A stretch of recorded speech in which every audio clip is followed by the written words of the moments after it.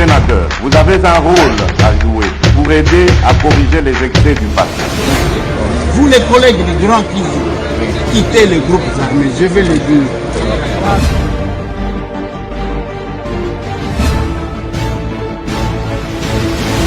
Allez, bienvenue mesdames et messieurs, bonjour, bonsoir, ça dépend. Ceux qui beaucoup l'andabiso Erni, nous sommes à Kinshasa, la capitale. Les autres, les deux. Nous sommes le 2 avril 2024.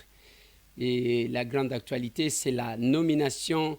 Il y a Premier ministre, il s'agit là d'une dame, Madame Judith, qui devient aujourd'hui la première ministre de la RDC. Et les du Congo central, on va en parler. On parlera de la situation à l'est de mon pays, la question sécuritaire qui nous préoccupe. Nous allons parler, on va revenir sur l'histoire, la situation de l'Est, M23 Oyo. Banani basala bango. Bazalaki batu ya banani. Pona zomona batu nyonso ba bimi. On va essayer de parler de ça. Je vais parler de la situation. Il y a Transco. Transco. C'est ce que je vais ajouter. Dès que Nalobi Makambo Anesil, Nabi. Bande Konangai, Tolamuki na Kinshasa.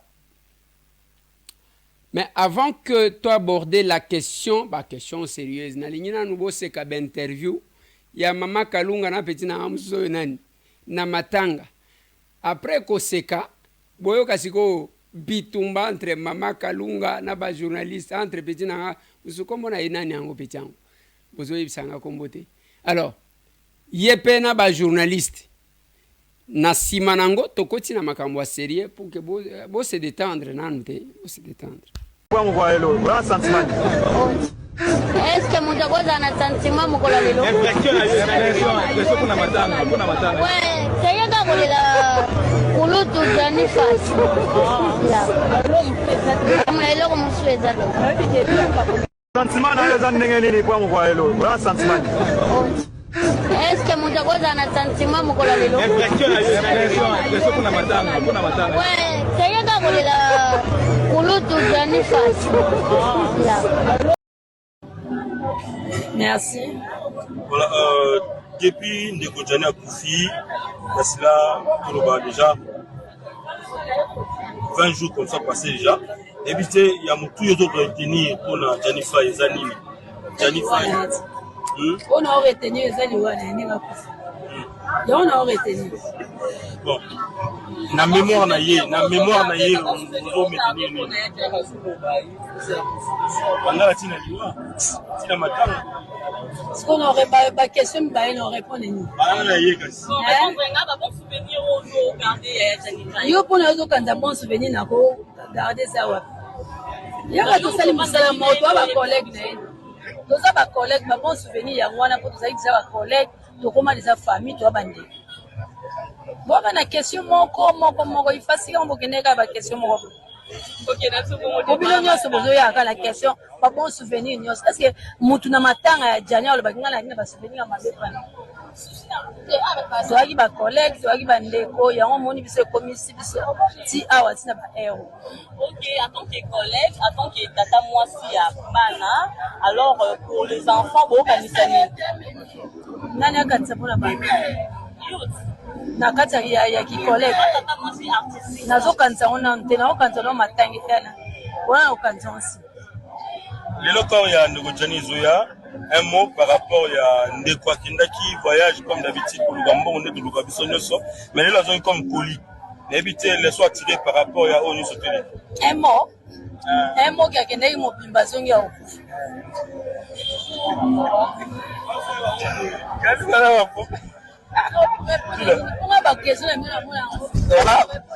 Maman Kalunga, Dieu merci Madinga. Voilà, Dieu merci Madinga. Premièrement, la question d'Angeza. Dieu merci Madinga. La question d'Angeza Bosweza qui aux amours na moi si. Kotala, baoko ta corps ya Jani, na kati ya Corbia, mwasi ne waza l'abri na mwana aleli baboyi ata lebembe azolela ke abomi ete passe wana atake mwana mwasi ntango omoni image wana ya l'abri esali one eosala yango passe mais sikoyo eza makambo ekomi deja tosani eza pasi komona moto aolela moto azali neti na conscience te donc conscience ezongi ekolelisa ekosala pasi mais choix eza te. Voilà makambo yango bakestion yango bokenda kotanga na ifasika yango donc eza lokola kanda lokola nini des fois ça crée des polémiques mais moko mpe ezosekisa biso est ce que ezalaki mpona koseka ezalaki théâtre ou bien c'était sérieux? Tel n'est pas le cas. Nous avons une dame qui a été nommée. Cette dame, Batubaza est belé, chacun interprète à sa manière. Mengana ebisa kibino que nous à la serre nous donnons la place à la femme. Et cette dame-là, qui parcourt à Tanga, na université Mibale, l'université de Louvain et l'université libre de Bruxelles ou de Belgique. Alors, de Bruxelles. Et atanga kuna auti kuna bane Congo bazui après Kasavubu na 1965 mutu musu swaza élevé na rang wana c'est madame Judith. Au vu des critiques na nyonso na kosenga na excellence madame le premier ministre Yamboka Nangai, Akoka, que ça l'exception, que c'est sa personnalité, mais aussi pour toutes les femmes ici qui revendiquent. Et que ça là, Malam, heureusement qu'il y a déjà dans le gouvernement. Assez à travailler dans le ministère du budget, je crois, dans Mukoko Samba. Assez à travailler, Azana mon expérience, Zaki na plan. Ah, ouais, la chance vous est donnée, madame. Il y a que la différence. Et bisoto qu'on a la fière parce que on a soutenu que la femme ne devrait pas kozwama. Lokola mutu yase ya batunyos. C'est notre point de vue. Oyo ndenge tolobaki na kotali sabatu quand nous sommes passés avant cette nomination parce qu'il y a eu débat entre moi et Ndeko Israël Mutombo Sango. Prochain Premier ministre. En tout cas, je ne sais pas. Moi, si tout ça, vous pensez que oui, c'est une grosse bêtise de mettre une femme à la tête du gouvernement. Non, il ne faut pas aller dans les sens de dénigrer la femme. Pourquoi ça serait une bêtise? Pourquoi ça serait une bêtise? Non, Nabi Awa, c'est pas question de dénigrer. Dénigrement, moi, au salamate. Tout ça, le problème, il y a Bangé et Zamakasi. Oui, mais vous pensez que. Bangé et Zamakasi, côté moi, si papa, où est le Congo? Moi, si pas Kogi Kosala. Mais à l'ère actuelle, ça moi si responsabilité à primature, faut tenir compte. Mais selon yo, qu'est-ce qui limiterait la femme à faire mieux? Banger Zamakasi. Moi si azana moral psychoté à mon avis. Ah, bon. Moi si azana moral te. On point de vue na yo menga na zo ebisa yo que sango moi je bon, nous à la serre, nous avons une approche de voir la femme. Yo za parti politique, bon. C'est tout à fait normal. Oui. Donc, vous décidez, moi, si dans yoka na expliqué yo pour que na délivrer yo na molimo wana parce que moi na nga ya moi si wana oyo bota okoya ko banaka ko diminuer ye na modèle wana, ce n'est pas bon. Qu'est-ce qui se fait? Totanga classe nenge ozawana otanga na bana basi na bana mibali. Okolo bananga teke parce que yo za sango na classe yo za ki mayele ko lega ba fi nyos. Non. Autant aux alaki maël koleka quelques filles, autant aussi il y a eu quelques filles bazaji koleka yo na maël akovanda pe awa abetio biloko muto baluki. Donc ici on n'a pas besoin de biceps parce que la situation que nous avons ne nécessite pas biceps. La situation que nous avons au Congo nécessite la tête. Alors aller dans le sens de voir la femme parce que l'intelligence n'a pas de sexe. C'est comme ça que nous prenons. Dès lors que nous sommes capables de résoudre un problème, alors on peut le placer. Moi, je pense que le chef de l'État, c'est lui-même qui a son secret. Jusque-là, nous sommes joker naïe et Zaka Yemoko. Est-ce que cause à la moisi? Est-ce que cause à la mobile? Non, et d'ailleurs, la mission de l'informateur, ils ont concerné. Non, mais Augustin Kabouya se limite à sa mission. Très bien. Oui. Merci beaucoup. Ceux qui bazotanga, moi si, bon, autant bazotanga basi, autant bazotanga mibali. Et d'ailleurs, bon, j'ai dit l'intelligence n'a pas de sexe. Très bien. Il faut qu'il y ait une personne capable de répondre actuellement, de faire quelque chose. Si c'est une femme, il faut confier à la femme sans la réduire au niveau de sexe. Et il faut aussi retenir la difficulté que nous avons au Congo. Tout le monde a moi si et pas mobile naïe. Mais nous confondons, nous voyons toutes les femmes comme nos épouses. Monsieur, moi si nous avons moi si naïoté, ceux qui ont musala za collègue naïo, au même titre que ba collègue naïo mibali, ceux qui ont ceux qui ont classe à collègue naïo. Très bien. Nous devons rester sur cette option. Il y a que l'intelligence n'a pas de sexe. Merci beaucoup. Je préfère ceux qui moi si faut attiabasio bazana mutu makasi kwa ba mabunda. Ceux qui moi si faut za moi so za pena tetu le roi mabunda. Bon. Ba selinga mabunda premier ministre na tetu test na yo wana intelligence ezali ça fait l'affaire. Sango. Il ne faut pas venir au provoquer loco pour nous Eza point de vue nangai. Oza apolitique. C'est eza point de vue. Bon nous ponier. Naza congolais. Moi cité il faut que na lobby congolais soki ba kotia moi si batia moi nazo ebisa pe mushebe quoi. Bon, j'ai dit ceci. Est-ce que notre ancienne présidente Azaki femme de caractère à ce point? Qui? Selon ce que j'ai appris, Mabunda. Oui, selon ce que j'ai appris. Ce qui même à Longwa ici kawana, c'est parce que besoin qui est le col à monter à manipuler, qu'on soit comme Bongo. Bison de Tochayo. On l'a induit en erreur, alors que c'est une dame vraiment intelligente. Alors, avec ça, si on doit se laisser manipuler, si on doit se laisser peut-être influencer, ce n'est pas ça ce que moi j'ai dit. Moi, j'ai dit tout simplement que l'intelligence n'a pas de sexe. Par conséquent, comme on appelle expérience, à côté moi si comme premier ministre et puis si on les mibali parce que mibali en haut depuis tout et ça problème à côté ça relève de la compétence oui problème de Zoloba ya liboso mandango ya premier ministre yo nazomona yo clarté sango to silicite nazomona yo clarté donc ba pesa jo mongo contre ba maman ce n'est pas ça les chefs de l'État, ceux qui ont poni moi na moi comme premier ministre, yeba ke acha checker amoni que à côté kozal. Ceux qui a témoin na mobile, non c'est faux, je n'affirme pas. Ceux qui a témoin na mobile, yeba que moi na mobile wana za moi na mobile ya circonstance lokola oyo. Mais moi c'est que je ne vais pas au côté salamito abatu. Ezaya komona ke dans la création, moi si tango bazolo que moi si aza faible, azana c'est par rapport à son mari et que la femme n'est pas la femme de, il ne faut pas penser commencer à voir toutes les femmes comme vos femmes. Je ne parle pas de la femme de la Bible, c'est pas cette femme là que je fais allusion. Les derniers mandats de Félix Tshisekedi, avec tout ce que nous avons comme problème actuellement, mettre une femme na tête à gouvernement, le roi la primature, moi je ne suis pas d'accord avec ça. C'est un avis, je suis congolais. Oui, je suis congolais. Avis na yo to boité. Ndele yango pe na zolo bana vina yo. Ceux qui tozu même gouvernement, zela papa, ceux qui tozu gouvernement. Ba o bazo ibebele baza basi to baza mibali. Mibali nde bazo ibebele par conséquent. Oui, tanga. Tanga. Okoyoka pasi, oyi basi la pas pamba. Ije fakaka mosi mo muibia. Na gouvernement. Oui. Comment on est? Oh, maman, ya nani, ceux qui va bien nani. Moi, si comment les oki, ma maman, azabi loka ba professionnel, maman, nani aussi. Nani. Comment des oyati?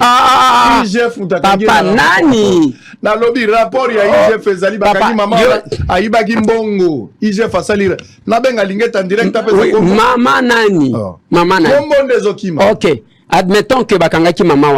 Il y a combien de femmes na gouvernement ceux qui maman wana za moko nde biloko yo bokomisa depuis bakangaka maman moko ya kingabwa ibi bakomisi maman kingabwa c'est comme si ba maman nyuso kingabwa baza ba mibi il ne faut pas extrapoler il ne faut pas généraliser là où il ne faut pas généraliser pas aussi comme ça va propos le contexte ngana zolo baboyi il ne faut pas depuis to bandi OK le premier mandat du chef banani ba diriger yango comme ba premier ministre bana mibalite yo moko o ti kolobela le premier ministre actuel. Matata azalaki mwasi. Ilunkamba wa azaki déjà très faible. Matata azalaki mwasi. Elibino Samba Lukonde. Samba Lukonde pas azaki vraiment efficace. Nani zela nanu Musito azalaki mwasi. Gizenga azalaki mwasi. Sami Badibanga azalaki mwasi. Bruno Chibala azalaki mwasi. Botika biloko wana. Moi je pense que on doit accorder la chance à tout le monde. S'il arrivait au CRD,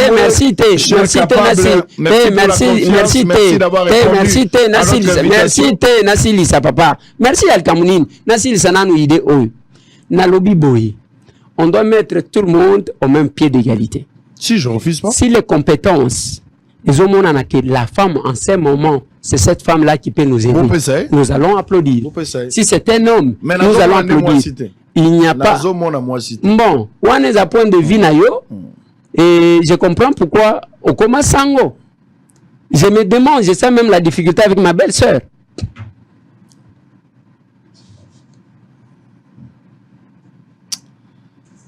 Nzambe batela monokona uti ozonga. Nalingi problème te na uti ndeko zonga. Mais na ebisi binoka que premier ministre moi cité. Ba pesa mobali pe mobali o ba ko pesa aza de caractère dur. Ba pesa moto azali faiblete. To kanisa ki sama lukonde na batune ba benga ki bango ba warrior ba ko pesa résultat ba pesi résultat te. Ba ministre incompétent la majorité ba o ba uti ko bima ba improductif. Ba pesi et le côté la majorité ont été dominés par l'absence en panne d'imagination. Kotambolaka na mi tuka ko bakisa basi et belé ba koki et le côté.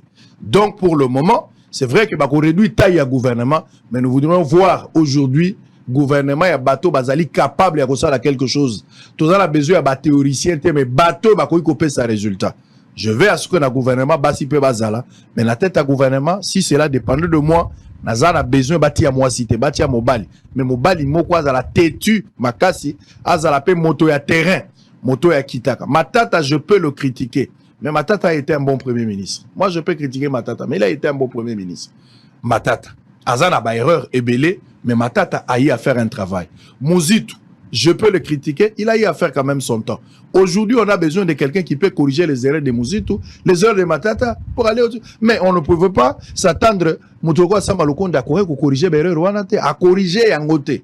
Pépé Ilunkamba village, on peut dire, mais c'est que Samba Lukonde a fait, et ça vraiment en dessus à moyen, on ne peut même pas dire qu'il a fait quelque chose. Ça, c'est un avis. C'est un avis. Je dis que cette fois-ci, si on peut sa premier ministre, sa premier ministre, Banger Zamakasi. Faut pas donner des stagiaires, boya la stagiaire, Banger Zamakasi. Et je ne soutiens pas que la femme puisse avoir la primature. Moi, c'est qu'il y a un gouvernement, va payer ses responsabilités. Tant que membre du gouvernement va multiplier, le va peut-être que Basi peut multiplier, mais au moins, que vous allez se contredire. L'expérience ou à quelqu'un qui vient prendre l'expérience c'est par rapport à quoi? Expérience à Mouyibi, toi expérience à Ni. Donc moi je pense que c'est un avis. Ouais. Alors on va suivre ça et stage c'est par rapport à quoi? Donc, au Lingi Bazana maîtrise, Yakoïba, ainsi de suite. Non, Zela Nanukasnasi. Oza prophète. Nalegi pe belé, koza prophète Lingolobani. Olingo na koloba makambo bela. Kolobisanga makambo te, tu as fongola ba dossier mususu. Mais yonde il faut koyeba que même dengo ezaya côté maboye elongi na yo eza bien ozo seka c'est parce que maman zana ndako. N'est-ce pas? Alors il ne faut jamais diminuer la femme. Parce que plus vous diminuez la femme, plus... Oui. Parce que, moi, je suis en train de me mettre à la place de ma belle-sœur. Oui, à la place de ma belle-sœur. Pourquoi? Parce que, comment... Il n'y a que les hommes qui sont intelligents, les femmes ne sont pas intelligentes. Je vais te... Nazo citer yo Bassi Misato. Tu prends Inago Sikasongo. Wapi okomona ye lokola mwana mwasi mabunda les là kotangela ngate ozwi Eve Bazaïba wapi okomona ke azamwasi Wivin Molek ozwi tika kotangela ngate ozwi Christelle Vanga wapi okomona ke azamwasi sur le plan ya koloba na tandika ka Mr. Tuan tozwa Nicole Boacha qui est la prof Non, il ne faut pas avoir cette tendance-là de penser qu'il n'y a que les hommes. C'est comme si la domination de l'homme, c'est sur son épouse. Et non, c'est toutes les femmes. Vous devez le savoir. La tendresse de la femme n'est pas confondre avec la faiblesse. On va terminer. La lobby pe na bandeli. Ce qui zo dépendre na ngai na lobby yango pe na bandeli. Moi si azo primature te. Bochai membre ya gouvernement. Banje zali makasi moi si azo yangote. Ngape na lobby. Oui, ngape na lobby na bandeli. Ngape ezali kamwa ko dénigrer. Ngape na bandeli. Soti chef de l'État au moni kezana mama moko ya makasi oyo akoki kosala awa parce que le conflit et kosala et kozwa suite te kana biceps ya kengande mwana mobali soki omoni mwasi ya mama moko ya makasi otieye soki papa moko ya makasi otieye pourvu que mutu azala na mutema na ye attaché à la République et à sa terre et à servir aussi. Très bien. Biso tozana une autre vision de la femme. Et j'ai dit tant que na misala bokozwaka basi lokola basi ba viole ekosila te ba abi ekosila te zo mwasi lokola collègue na yo aza mwasi kaka ya mobali na ye aza mwasi ya batu nyonso te. Ne regardez pas la femme, ne réduisez pas la femme na niveau ya kibo mwasi. Regardez la tête de la femme. Bota la teinte, bota la soki ndenge nini te, bota la oyezo bimana kacha mwasi. C'est ce qui est important. C'est ce qui est important. La situation de mon pays, parce que transconde nazo suki sanango. Situation en mboka nangai à l'est, les FARDC azali ko repousser, je sais que tokokoma esika moko boy. Batu misuso bazo sala ba matu vu. Bazo sala ils sont convaincus, ce sont les marionnettes même dengo zomona bazo baluka kakuna, ce sont les marionnettes qui ont aucune décision. Bokoti kotala chaque fois que vous regarderez ba image, bokomona ba Bertrand Bisimwa avant di boy. Azotala que tozo faire jouer un rôle na marionnette mususu après ko faire jouer oyo azalaki liboso. Bango nyonso ba marionnette bache oyo et l'objectif ya kobimisa quelques Congolais au baza léger eza ya kotalisa batuke eza mouvement eza ko blanchir ba Rwandais. Oh, ce ne sont pas les Rwandais.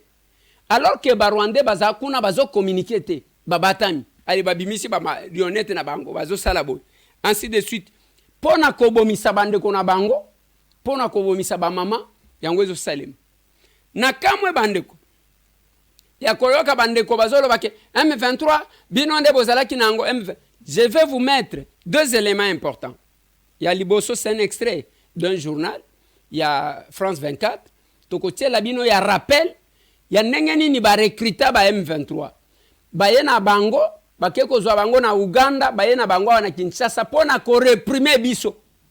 Oui, biso. Biso. Papa Tchelanga kamo extrait one. 21h45 à Paris, c'est l'heure du journal de l'Afrique. Elle a une ce soir les 78 pages du rapport de Human Rights Watch concernant la RDC, publié aujourd'hui.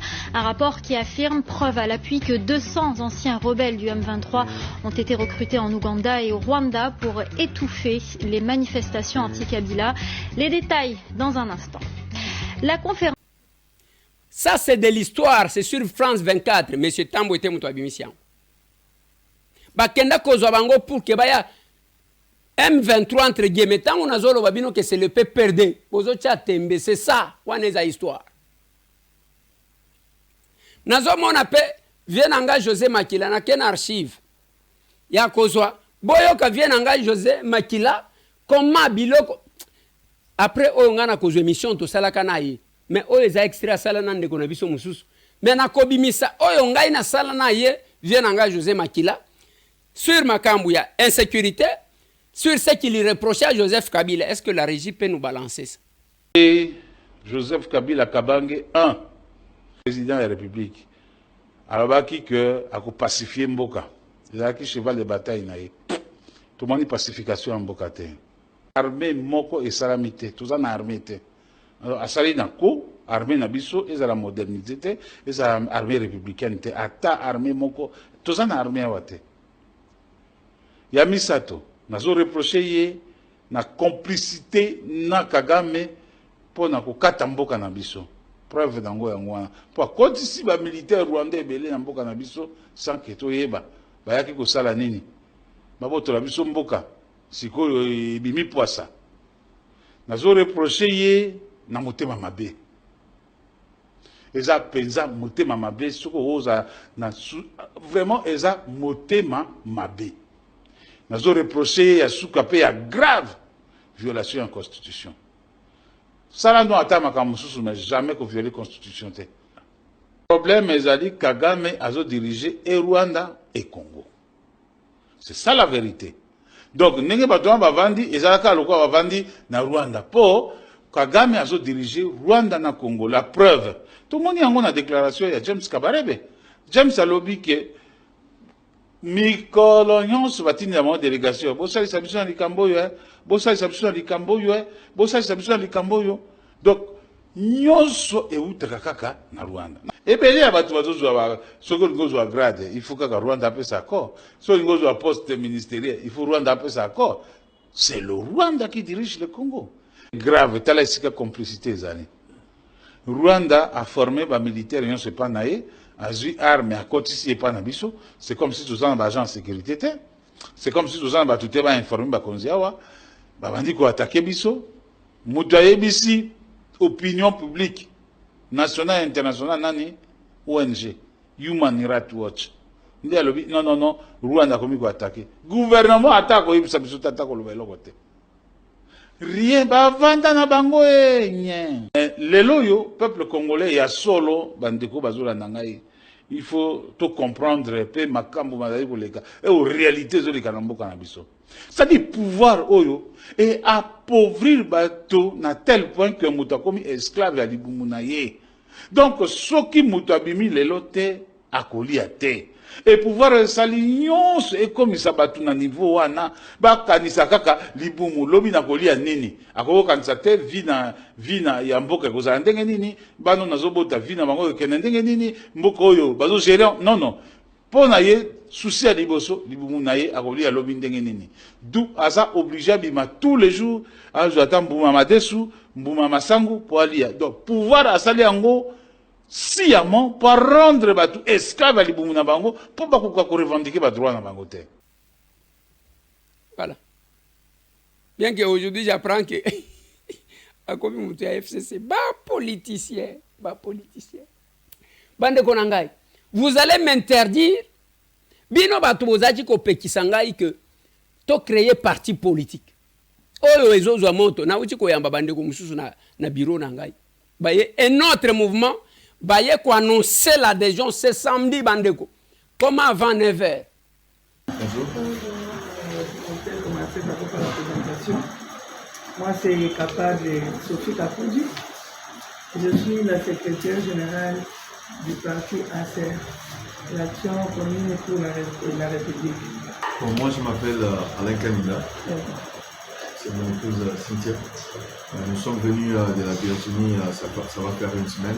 Alors, nous sommes là pour travailler sur certains projets. Alors on a profité de l'occasion pour adhérer aussi au groupe ACR. Vu qu'on a vu les mouvements commencer depuis le début, on a suivi ça de près. Alors on s'est dit, voilà, on va venir, on va adhérer au parti et essayer un peu de faire la différence avec ceux qui le font.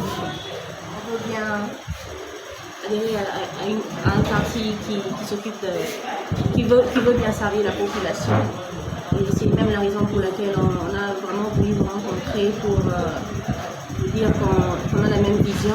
On voudra bien faire la différence, on voudra bien aider les autres. Et vraiment... Moi, ce qui m'étonne ces derniers temps, je vois vraiment beaucoup de gens de la diaspora qui viennent adhérer à notre parti. C'est quoi ce qui vous pousse vraiment à venir adhérer à notre parti? Parce que la majorité qu'on reçoit ces derniers temps sont les gens de la diaspora. Alors je voulais savoir qu'est-ce que vous attendez, vous êtes loin. Oui, nous sommes ici au Congo. C'est par rapport à quoi que la diaspora veut maintenant adhérer à l'ACR? Moi je pense que c'est d'abord l'amour pour la nation, pour notre nation congolaise, pour le pays. C'est vrai qu'on vit à l'étranger, mais notre cœur est ici. On sait regarder voir les informations, on regarde Papa Eliezer, on voit qu'il fait la différence sur moi, parce que c'est bien d'avoir des grades et d'occuper de grands postes et tout. Mais je pense que c'est la population là qui vote, c'est la population là qui veut bien avoir quelqu'un qui pourrait parler pour elle, là où sa voix ne peut arriver. Alors, Papa Eliezer est en train de représenter cette population là qui souffre. C'est bien d'avoir des privilèges et des avantages et tout. On sait les voir quand on arrive ici, on voit des gens marcher. Donc, ce n'est qu'un groupe de gens qui sont en train de vivre une vie qui est vraiment, on dit quoi, il y a luxe quoi. La majorité de la population, ils veulent vivre en haute et alors, volonté la vie c'est ça, il y a pour Sunga.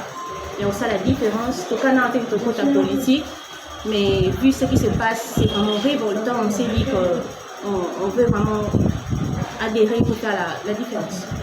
Il y a un proverbe que le président dit souvent à propos de l'amour et le pouvoir. Le pouvoir de l'amour et non l'amour du pouvoir. Voilà, c'est quelque chose que je tiens aussi beaucoup à cœur. J'aimerais être parmi ceux-là qui viennent pour faire la différence. Et non seulement continuer à faire la même chose. Aimer le pouvoir. Voilà, continuer à aimer les pouvoirs. Pas avoir l'amour de servir les autres. Tout à fait. Je crois que vous avez suivi les samedis et nous formons. Donc là, c'est un parti politique donc, qui forme, qui prépare.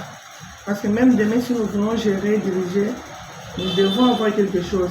C'est pourquoi vous allez remarquer dans notre parti, il y a des branches. Donc nous avons des services au niveau du secrétariat. Nous avons nos branches des secrétariats nationaux. Donc il y a des secrétaires qui sont chargés de chaque branche. Vous allez voir comme si c'était le branche ministérielle. C'est-à-dire on forme des gens non capables, même si demain il est nommé quelque part ministre à telle matière, il sait comment se défendre et s'en sortir. Nous avons même des secrétaires généraux et nationaux chargés de l'environnement. Donc nous avons vraiment toutes les branches dans notre parti. Et vous avez suivi, on vous a parlé de notre devise, c'est servir notre service. On a même comparé ça avec l'IMPER.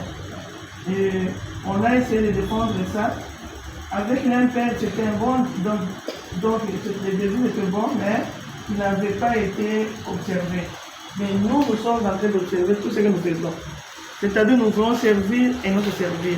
Même quand nous aurons les emplois, vous allez voir la différence avec les autres. C'est pourquoi nous voyons beaucoup vraiment qui viennent maintenant adhérer à l'ACR suivant notre devise et notre vision. En tout cas, nous vous remercions. Et ce que vous avez vécu le samedi, ne restez pas seulement avec ça. Quand vous allez rentrer à Virginia, donc allez continuer à prêcher pour nous amener beaucoup de cadres dans l'ACR. Parce que seuls, nous ne saurons pas transformer le pays et changer les mentalités. C'est avec le concours de tout le monde que nous allons changer le Congo. En tout cas, je vous remercie et je suis fier de tous les diasporas qui viennent adhérer à notre parti ACR et de tous les diasporas qui viennent adhérer à notre parti ACR. Et je demande aussi à notre président, parce qu'il est suivi de partout, de ne pas baisser les bras, qu'il continue toujours à prêcher pour le changement de notre pays. Parce qu'il est suivi de partout et nous voulons que les ACR, les cadres et les membres soient exemplaires pour gérer bien le Congo. Merci beaucoup et vous allez passer à l'adhésion. Il y a Madame qui est notre chargée d'adhésion et elle va vous donner les fiches d'adhésion. Vous allez remplir. Merci beaucoup. Je vous mets à la disposition de Madame Gloria pour l'adhésion. Merci beaucoup. Merci.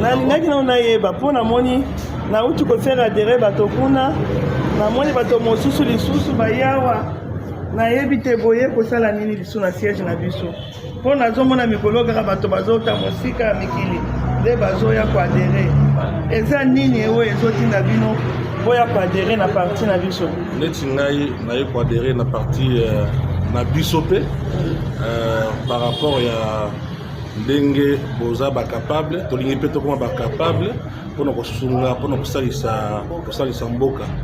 Voilà. C'est-à-dire na bilili kuna bolandaka biso bolandaka baémission na biso bolandaka baactivité na biso tosalaka. Bien sûr que oui, tovandaka bajournée na bajournée ya kolanda bino kolanda makambo nyonso oyo bosalaka alors etouche mpe biso motema po toya kokoma moko ya bino. Merci beaucoup. Merci beaucoup. Mama, bino mpe boye koadere biso nyonso awa c'est groupe mobimba toye koadere c'est la famille papa maman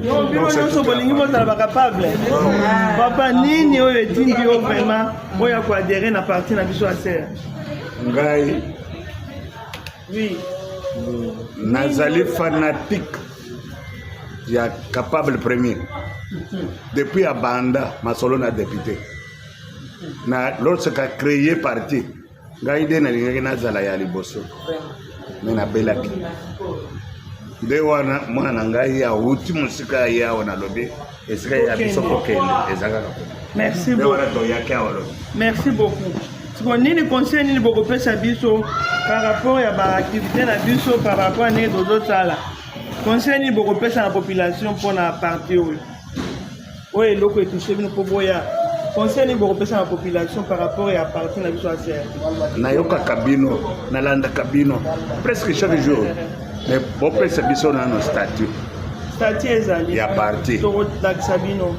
et puis soki tosenrole odekore ngai yo mama odekore ngai obie mwana mosusu adekore ngai nakomi capable.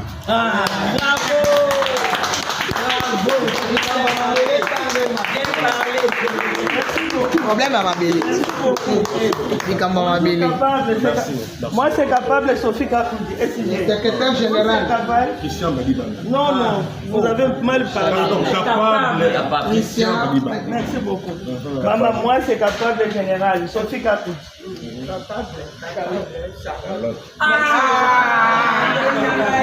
Papa, moi, c'est capable, Sophie Kakoudi. Capable, Léonard Madiba. Merci. Maman, moi, c'est capable, Sophie Kakoudi. Merci beaucoup.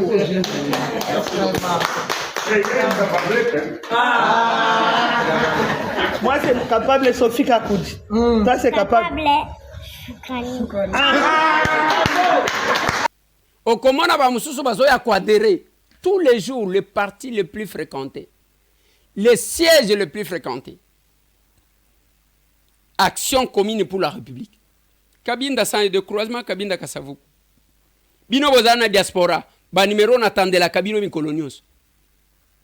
To sala ba parti parce que to yebi bande ba via na biso nyoso. Tango zozo image oyo. Okoti kotuna papa okati sindenge nini? Nini yango changer.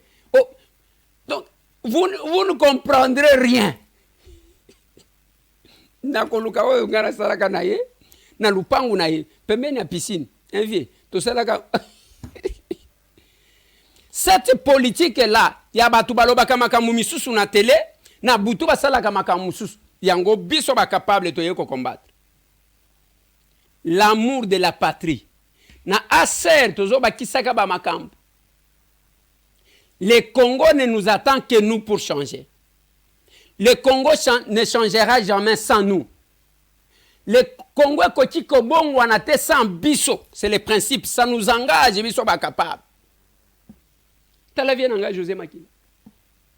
Bokotuna, qu'est-ce qui a changé? Traverser. Donc, à Kotiboy.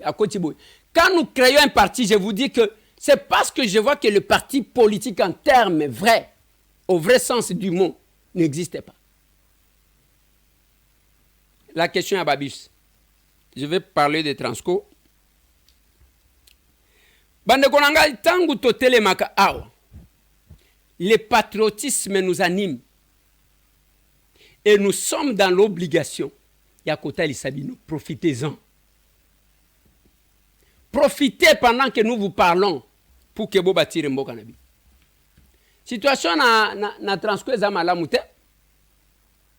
Makambo ezo leka ebele na Transco. Boyebi ke Transco ya liboso ba pesaka bango 500 bus.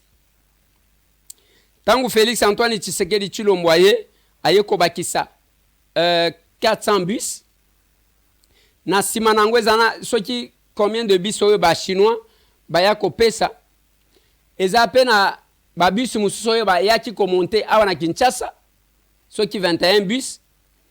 Tango zo calculer oza au-delà de 500 bus. Tozui lokola 1000 bus au total. Batikali wano ba bus e baby. Potangu ba pesi 500 bus, 50 bus ndezalaki en circulation.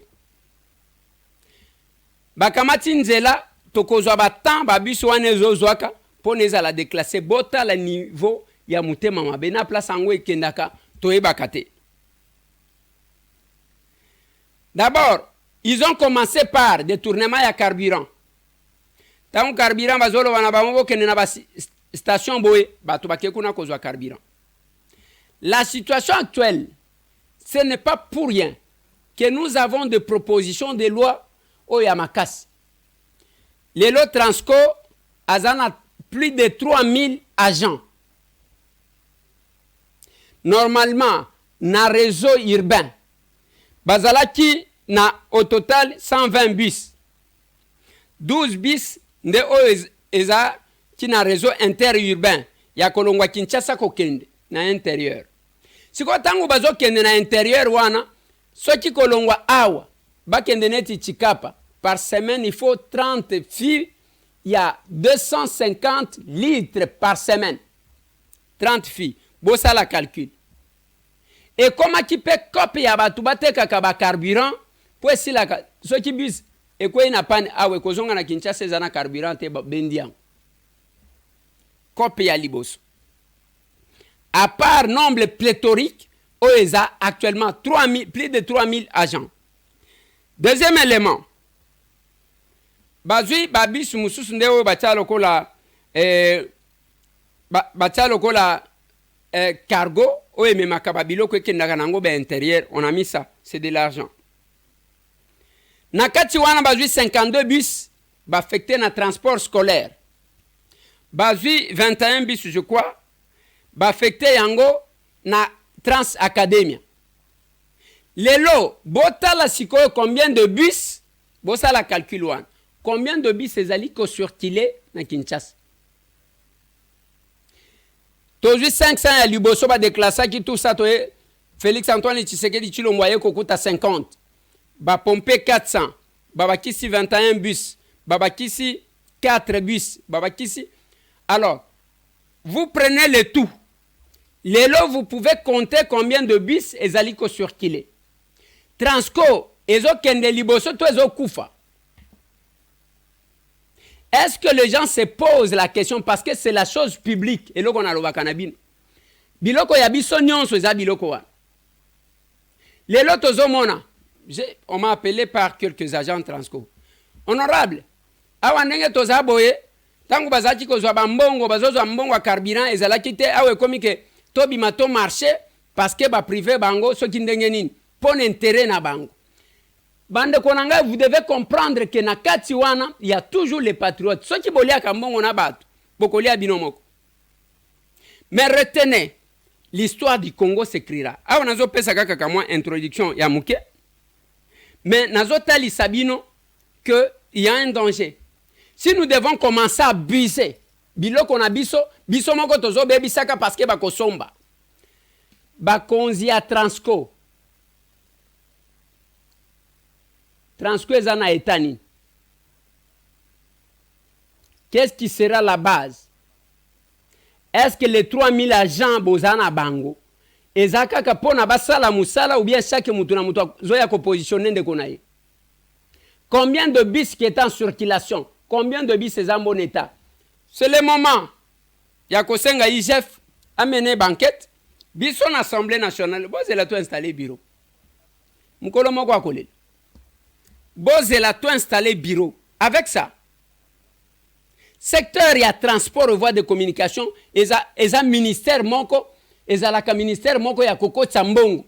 Ah, bazo mais là tout. Chacun fait un effort. Vous n'avez même pas le temps de marquer votre passage à un endroit. C'est ce qui m'étonne.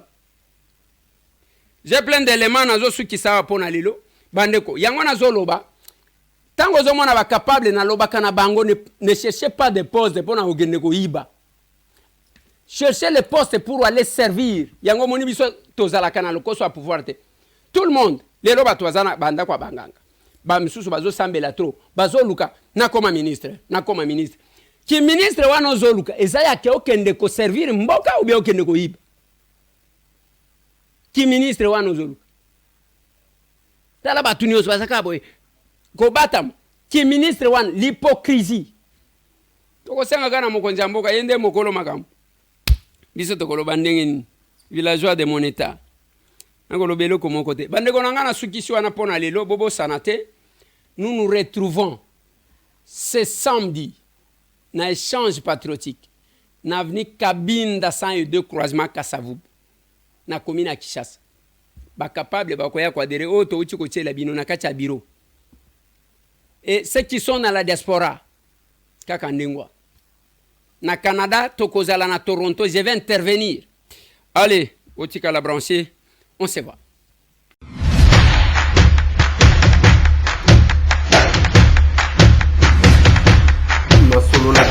Honorables députés et sénateurs, vous avez un rôle à jouer pour aider à corriger les excès du passé. Vous les collègues du Grand qui quittez les groupes armés, je vais le dire.